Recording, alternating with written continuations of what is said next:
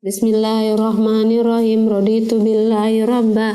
Aku rela Allah Tuhanku, wabil islami dinan, Islam agamaku, wabi Muhammadin nabiyya wa rasulah, Muhammad menjadi nabi dan rasulku, wabil Qur'ani imaman, Al-Quran menjadi pedomanku, wabil Ka'bati kiblatan, Ka'bah menjadi kiblatku, wabil mu'minina ikhwanan, dan orang-orang beriman saudaraku. Rabbi zidni ilman warzuqni fahman. Ya Allah, tambahkanlah ilmuku dan berikanlah kepadaku kecerdasan. Rabbi yassir wala tu'assir. Ya Allah, berikanlah kemudahan dan jangan engkau berikan kesulitan. Rabbi tammim bil khair ya arhamar rahimin. Ya Allah, lengkapilah dengan kebaikan, hanya engkau lah ya Allah yang maha penyayang. Amin. Bismillahirrahmanirrahim. Assalamualaikum warahmatullahi wabarakatuh. Apa kabar anak-anak ibu semuanya? Alhamdulillah sehat walafiat ya. Hari ini kita kembali belajar mata pelajaran Al-Quran Hadis, khusus materinya tentang isi pokok kandungan surat Al-Ma'un.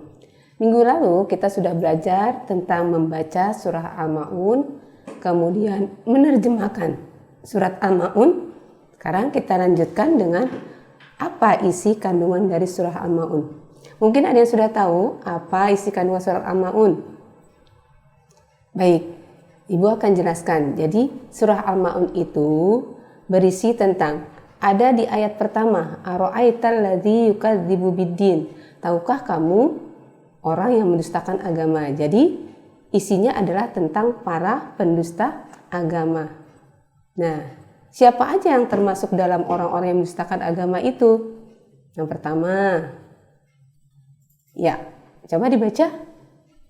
Ya, orang yang menghardik anak yatim. Nah, menghardik itu apa sih? Menghardik adalah menyakiti, tidak menyayangi, tidak memperhatikan kebutuhannya sehari-hari, makanannya, pakaiannya, ya, tidak pula memperhatikan pendidikannya. Nah, sedangkan anak yatim itu apa? Anak yatim adalah anak yang ditinggal wafat ayahnya.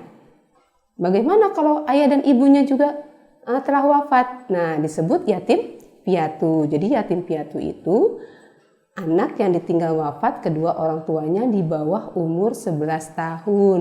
Nah, contohnya kalau ibu sudah tidak punya ayah, bu guru nih, nggak punya ayah, nggak punya ibu. Apakah ibu termasuk anak yatim?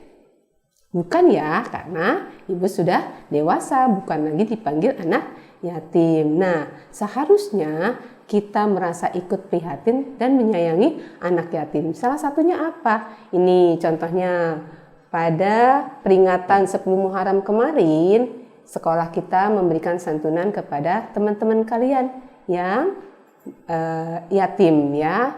Ada sekitar 8 orang anak yatim kita sudah berikan santunan kemarin pada tanggal 10 bulan Muharram ya. Itu jadi kita harus menyayangi anak yatim. Kemudian yang kedua, apa yang kedua? Ya, yang kedua yang termasuk penista agama adalah orang yang enggan mendorong memberikan makan orang miskin. Ya, nah contohnya di sekitar rumah kita pasti ada orang yang miskin. Apakah kamu sudah memberikan bantuan?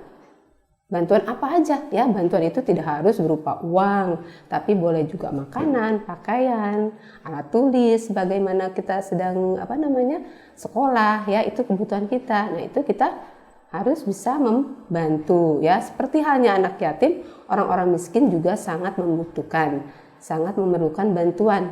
Mereka tidak mampu memenuhi kebutuhannya sehari-hari. Menolong orang miskin akan diberikan pahala yang besar oleh Allah Subhanahu wa Ta'ala, dan itu pun merupakan akhlak yang baik, akhlak yang terpuji. Nah, yang dimaksud dengan orang yang tidak mendorong atau menganjurkan, maksudnya apa?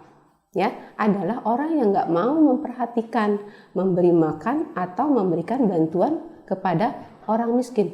Bahkan sebaliknya, mereka mengumpulkan harta untuk kesenangan sendiri, padahal di sekitarnya banyak orang yang sangat membutuhkan. Nauzubillah ya, kalau kita sampai seperti itu, tidak mau memperhatikan atau tidak peduli terhadap fakir miskin. Nah, kemudian Yang berikutnya, siapa lagi yang termasuk penista agama? Ya, yaitu orang yang lalai dalam sholatnya. Nah, apakah kamu termasuk orang yang lalai, sering meninggalkan sholat? Ya, itu ada di ayat yang keempat, fawailul lil musallin, yaitu celaka orang yang sholat. Yang bagaimana yang dibilang celaka? Yaitu alladzina hum an sholatihim sahun, yaitu orang yang lalai terhadap sholatnya.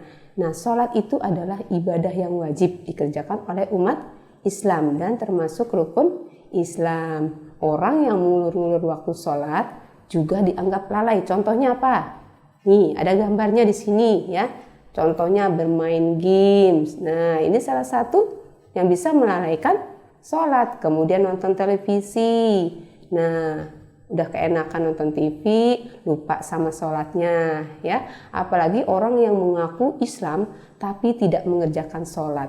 Nah, Allah akan mengancam orang-orang yang sholat tetapi selalu lalai dan tidak khusyuk dalam sholatnya ya. Nah, berikutnya, orang yang melakukan sholat karena ingin dipuji oleh orang lain, pamer, nah mereka itu akan dimasukkan ke dalam neraka wail. Selanjutnya, siapa lagi pendusta agama? Nah, orang yang berbuat riya. Ya, tadi apa itu riya?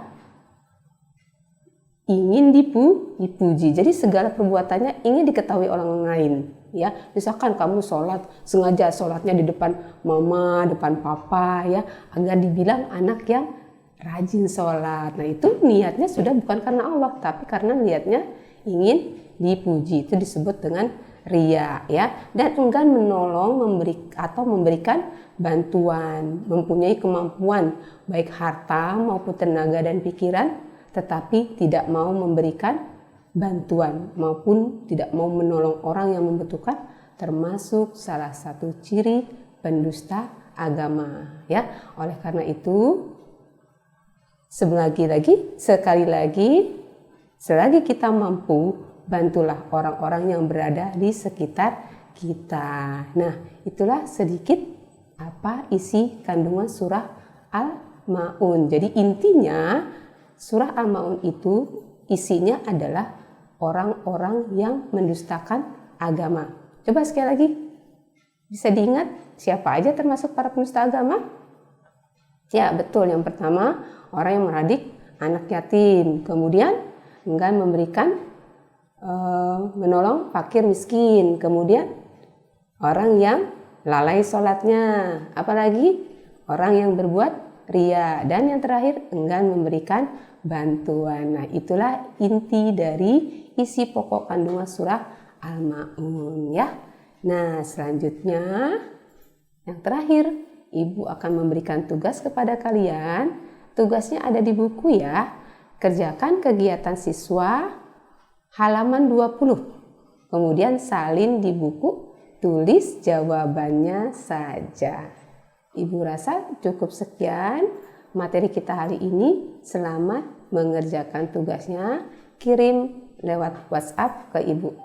Sekian, terima kasih. Assalamualaikum warahmatullahi wabarakatuh.